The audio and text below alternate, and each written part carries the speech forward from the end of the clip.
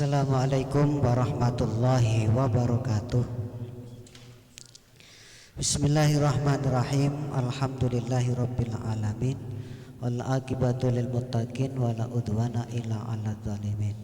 Assalatu wassalamu ala asyrafil mursalin Muhammadin wa ala alihi wa sahbihi ajma'in, amma ba'du.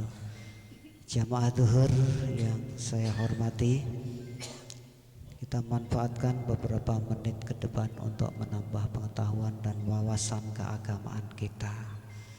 Para jamaah sekalian, pertanyaan kita, mengapa hukum harus ditegakkan, terutama dalam hal ini hukum Islam. Hukum Islam dianggap sebagian orang, bahkan oleh orang Islam sendiri, sebagai hukum yang paling keras.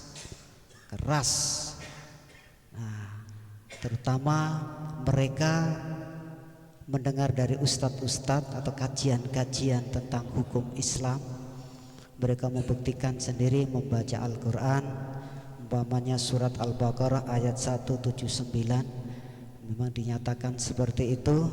Ya ayyuhalladzina amanu kutiba alaikumul qisasu fil qatl al-hurru bil hurri wal abdu bil abdi ila akhir ayat. Hei orang-orang beriman, telah diwajibkan bagi kamu kisos dalam masalah pembunuhan.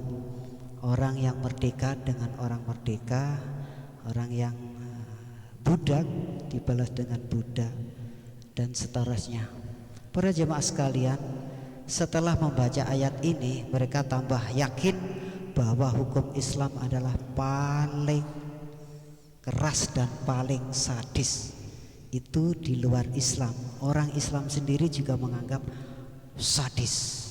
Padahal kalau kita melihat hukum-hukum di negara non-muslim di luar Islam, Cina umpamanya, sebenarnya lebih sadis gitu kan. Apalagi kita lihat di negara-negara kerajaan monarki zaman dulu, orang yang divonis bersalah, dihukum mati, ada yang ditembak, ada yang tembak kepalanya, ada yang dimasukkan ke dalam lubang buaya, singa, harimau, dan seterusnya. Yang jelas dia harus mati. Para jemaah sekalian, di Islam Al-Quran menjelaskan secara jelas sekali mengapa orang yang membunuh harus dikisos, harus dibunuh, kecuali keluarga yang dibunuh itu memberi maaf. Maka si pembunuh harus membayar diat, dendanya. Ya, sudah kita bahas pada kesempatan yang lalu. Yang jelas Allah dalam Al-Quran surat Al-Baqarah, ya, ayat berikutnya, walakum fil qisasi hayatu ya ulil albab. Bagi kamu dalam masalah kisos, orang yang membunuh dibalas bunuh, orang yang motong tangan dipotong tangan, orang yang mencuplak mata dicuplak matanya, seterus sadis. Tapi ingat, di dalam kisos itu ada kehidupan bagi orang-orang yang, kehidupan yang aman bagi orang-orang yang menggunakan akalnya.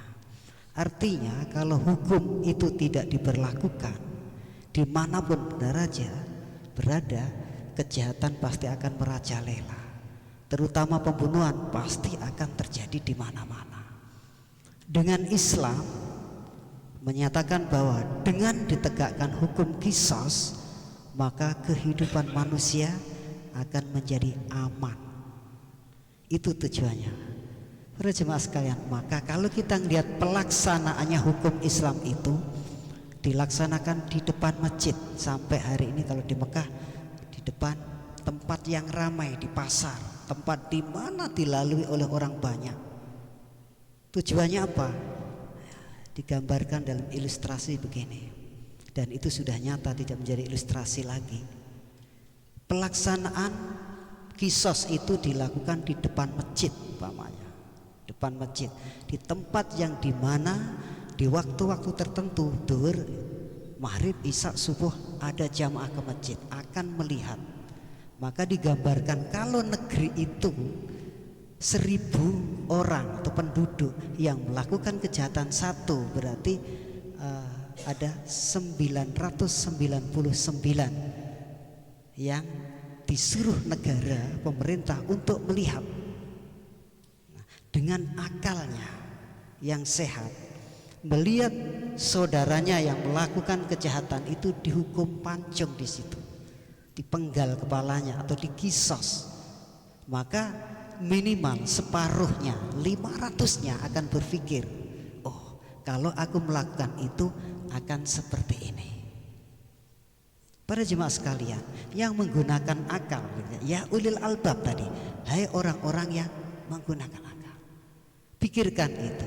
Begitu ngelihat satu dihukum kisos, maka yang 500 minimal itu akan sadar besok tidak akan melakukan.